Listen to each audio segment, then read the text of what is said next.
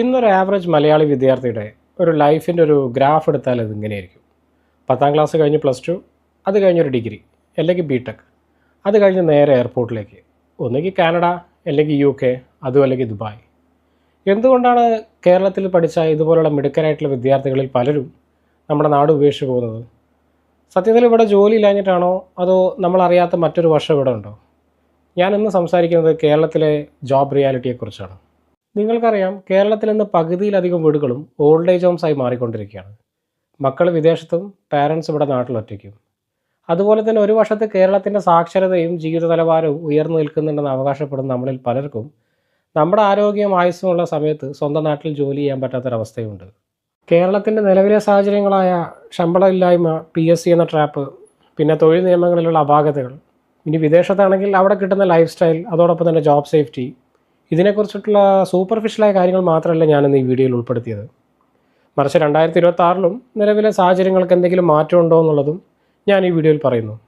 ആദ്യം തന്നെ ഒരു കാര്യം പറയട്ടെ, കേരളത്തിൽ നിന്ന് ജോലിയെടുക്കാൻ ആളെ കിട്ടാത്തൊരവസ്ഥയുണ്ട്, പ്രത്യേകിച്ചും മലയാളികളെ. അതിപ്പോൾ കൃഷിപ്പണിക്കാണെങ്കിലും കൺസ്ട്രക്ഷൻ പണിക്കാണെങ്കിലും ഇനിയൊരു ഡിഗ്രിയുള്ള മലയാളിക്ക് നാട്ടിലൊരു ഓഫീസിൽ ജോലിക്ക് പോകാൻ പോലും പലപ്പോഴും മടിയാണ്. എന്നാൽ 2023 കണക്ക് പ്രകാരം കേരളത്തിലെ യുവാക്കളിൽ 40% പേരും തൊഴിൽ രഹിതരാണെന്നാണ് റിപ്പോർട്ട് പറയുന്നത്. എന്നാൽ മറുവശത്ത് കേരളത്തിൽ ഈ ഒരു തൊഴിലില്ലായ്മ നിലനിൽക്കെ 40 ലക്ഷത്തോളം അന്യസംസ്ഥാന തൊഴിലാളികളാണ് ഇവിടെ ജോലി ചെയ്യുന്നത്. ഹോസ്പിറ്റാലിറ്റി സെക്ടറിലാണെങ്കിലും കൺസ്ട്രക്ഷൻ സെക്ടറിലാണെങ്കിലും അവരില്ലാതെ മുന്നോട്ട് പോകാൻ പറ്റില്ല എന്നൊരവസ്ഥയിലാണ് നമ്മളിപ്പോൾ. ഇവിടെയാണ് തൊഴിലില്ലായ്മയും തൊഴിൽ ക്ഷാമവും തമ്മിലുള്ള വ്യത്യാസം നമ്മൾ മനസ്സിലാക്കേണ്ടത്. എപ്പോഴും ഒരാൾ വിദേശത്ത് ജോലി ചെയ്യാൻ ആഗ്രഹിക്കുന്നത് ആ നാട്ടിലെ ലൈഫ് സ്റ്റൈൽ കണ്ടും പിന്നെ ലൈഫിൽ കുറച്ച് എക്സ്പോഷറൊക്കെ കിട്ടുമല്ലോ എന്ന് കരുതിയാണ്. യഥാർത്ഥത്തിൽ അത്തരത്തിലുള്ളൊരു ഫ്രീഡം ആ നാട്ടിൽ അവർ അനുഭവിക്കുന്നുണ്ടോ എന്നുള്ളത് മറ്റൊരു കാര്യം. അപ്പോൾ എന്താണ് യഥാർത്ഥ പ്രശ്നം? Status of work. അതെ, ജോലിയോടുള്ളൊരു ആദരവ്. നമ്മുടെ നാട്ടിലുള്ള മിക്ക ജോലിക്കും അത്തരത്തിലുള്ളൊരു ആദരവ് കിട്ടാറില്ല, അല്ലെങ്കിൽ നമ്മളെ കേരളീയ സമൂഹം അത് കൊടുക്കാറില്ല എന്നതാണ് വാസ്തവം. ഒരു ഡിഗ്രി കഴിഞ്ഞ മലയാളിക്ക് നാട്ടിലൊരു കൺസ്ട്രക്ഷൻ സൈറ്റിലോ അല്ലെങ്കിൽ ഒരു ഹോട്ടൽ ജോലിക്കോ പോകാൻ മടിയാണ്. എന്നാൽ ഇതേ വ്യക്തി UK-ലോ കാനഡയിലോ പോയി കഴിഞ്ഞ് അവിടെ ഒരു ക്ലീനറായോ അല്ലെങ്കിൽ ഒരു ഡെലിവറി ബോയ് ആയി ജോലി ചെയ്യാൻ അയാൾക്കൊരു മടിയുമില്ല. ഇതിനെയാണ് സോഷ്യൽ സ്റ്റിഗ്മ എന്ന് വിളിക്കുന്നത്. അതായത് ഒരു വ്യക്തിയുടെ ജീവിത സാഹചര്യമോ അയാളുടെ സാമ്പത്തിക സ്ഥിതിയോ നോക്കി അയാൾക്ക് എത്രമാത്രം റെസ്പെക്റ്റ് കൊടുക്കണം എന്ന് നോക്കുന്ന രീതിയാണ്. ഇത് തീർത്തും തെറ്റായൊരു പ്രവണതയാണ്. ഇനി നമ്മുടെ നാട്ടിലെ സാലറിയെക്കുറിച്ച് സംസാരിക്കുകയാണെങ്കിൽ ഒരു 10 വർഷം മുമ്പ്, അതായത് 2014-15 കാലഘട്ടത്തൊക്കെ നമ്മുടെ നാട്ടിലൊരു പ്രൈവറ്റ് കമ്പനിയിലെ ഒരു ഫ്രഷർക്ക് കിട്ടിയിരുന്ന സ്റ്റാർട്ടിംഗ് സാലറി എന്ന് പറയുന്നത് ഒരു 8,000-നും 10,000-നും ഒക്കെ ഇടയിലായിരുന്നു. ഈ 2026-ലും ഇതിന് പ്രത്യേകിച്ച് വലിയ മാറ്റമൊന്നും വന്നിട്ടില്ല. ഒരു എഞ്ചിനീയറിംഗ് കഴിഞ്ഞ അല്ലെങ്കിൽ ഒരു MBA കഴിഞ്ഞ ഒരു കുട്ടിക്ക് മാസം 15,000 രൂപയ്ക്ക് ജോലി ചെയ്യേണ്ടി വരുമ്പോൾ പലപ്പോഴും അയാളുടെ എഡ്യൂക്കേഷൻ ലോൺ പോലും അടച്ചു തീർക്കാൻ ആ തുക തികയില്ല എന്നാണ് വാസ്തവം. എന്നാൽ നമ്മുടെ നാട്ടിലൊരു സ്കിൽഡ് പെയിൻറ്റർക്ക് ദിവസം 1,200 രൂപയാണ് കൂലി.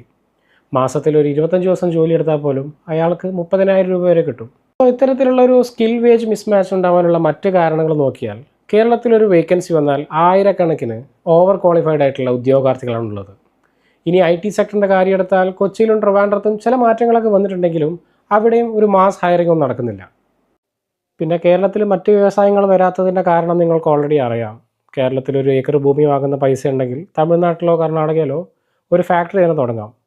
പിന്നെ പഴയ ഈ ട്രേഡ് യൂണിയൻ പ്രശ്നങ്ങളൊക്കെ ഇന്നും പല ഇൻവെസ്റ്റേഴ്സിൻ്റെ മനസ്സൊന്നും പോയിട്ടില്ല. കാര്യങ്ങളൊക്കെ മാറിയിട്ടുണ്ടെങ്കിലും നമുക്കിടയിൽ ഇപ്പോഴും ഒരു ആൻറ്റി ബിസിനസ് ഇമേജ് നിലനിൽക്കുന്നുണ്ട്. ഈ റിയൽ ലൈഫ് എക്സാമ്പിൾ എടുക്കുകയാണെങ്കിൽ നമുക്ക് ഈ കിറ്റക്സ് എന്ന കമ്പനിയുടെ ഒരു കേസ് തന്നെ എടുക്കാം. ഏതാണ്ട് ഒരു 4-5 വർഷം മുമ്പാണ് അവരുടെ കംപ്ലീറ്റ് ഓപ്പറേഷൻസ് കേരളം വിട്ട് മറ്റൊരു സംസ്ഥാനത്തോട്ട് മാറ്റിയത്. അവിടെയാണ് ഈ ഭരണകൂടവും സിസ്റ്റവും തമ്മിലുള്ള ഒരു പോരാട്ടം നമ്മൾ കണ്ടത്. എന്തായാലും ഇതുപോലുള്ള പ്രശ്നങ്ങൾ നമ്മളെപ്പോലുള്ള ആയിരക്കണക്കിന് യുവാക്കളുടെ ജോലി സാധ്യതയാണ് നമ്മളെ കേരളത്തിൽ നഷ്ടപ്പെടുത്തിയത്. ഇനി ഗവൺമെൻറ് ജോലി നോക്കുന്നവരുടെ ഒരു കാര്യം, നമ്മളുടെയൊക്കെ പാരൻസിൻ്റെ കാലത്ത് അതായിരുന്നു ഏറ്റവും സുരക്ഷിതമായിട്ടുള്ള മാർഗം. പക്ഷേ ഇന്ന് PSC എന്ന് പറയുന്നത് പലപ്പോഴും ഒരു ഭാഗ്യപരീക്ഷണമാണ്.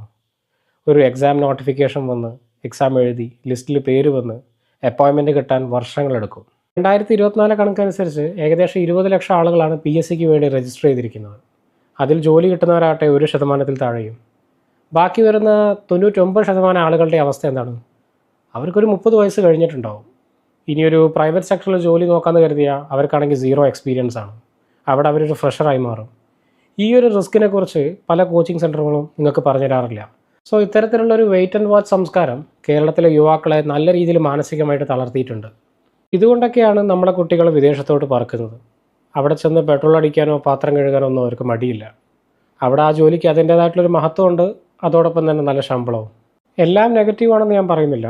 ഈ 2026 ചില പോസിറ്റീവായ മാറ്റങ്ങൾ വരുന്നുണ്ട്. പ്രത്യേകിച്ച് ഈ റിമോട്ട് വർക്കിംഗ് സെറ്റപ്പുകളൊക്കെ.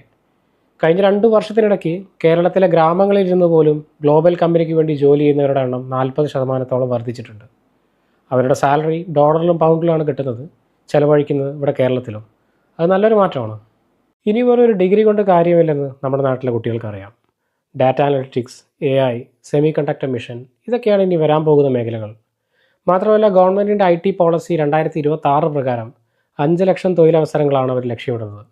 അത് നടപ്പിലാകുമോ എന്നുള്ളത് നമുക്ക് കാത്തിരുന്ന് തന്നെ കാണാം. മറ്റൊന്നാണ് സ്റ്റാർട്ടപ്പ് ഇക്കോസിസ്റ്റം. കേരളത്തിൻ്റെ നിലവിലെ സ്റ്റാർട്ടപ്പ് മിഷൻ വഴി 20,000-ലധികം സ്റ്റാർട്ടപ്പുകൾക്ക് നല്ല രീതിയിലുള്ള പിന്തുണ ലഭിച്ചിരുന്നു. ഇവിടെ ഫുഡ്ടെക് മുതൽ റോബോട്ടിക്സ് വരെ മലയാളി യുവാക്കൾ പരീക്ഷിക്കുന്നുമുണ്ട്. അതുകൊണ്ട് സംഗതി ഇത്രയേ ഉള്ളൂ. കേരളത്തിലും തൊഴിലവസരങ്ങളുണ്ട്. പക്ഷേ പഴയ രീതിയിലുള്ള ആ ഒരു 9 to 5 വൈറ്റ് കോളർ ജോലിക്കാകണമെന്നില്ല. നിങ്ങളൊരു വിദ്യാർത്ഥിയാണെങ്കിൽ നിങ്ങൾ മനസ്സിലാക്കേണ്ടത് നിങ്ങളുടെ ഡിഗ്രി എന്നതൊരു പേപ്പർ മാത്രമാണ്. നിങ്ങളുടെ സ്കില്ലിനാണ് വാല്യൂ. അതാണ് നിങ്ങളുടെ കറൻസി.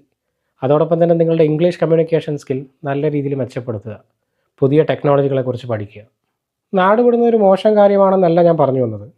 മറിച്ച് ഇവിടുത്തെ നിലവിലുള്ള സിസ്റ്റത്തെ പേടിച്ചോടാതെ ഒരു പ്ലാനിങ്ങോട് കൂടി നീങ്ങുക.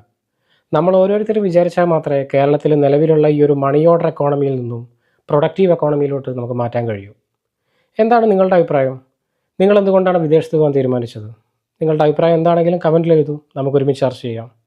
So see you on the next video. Thank U.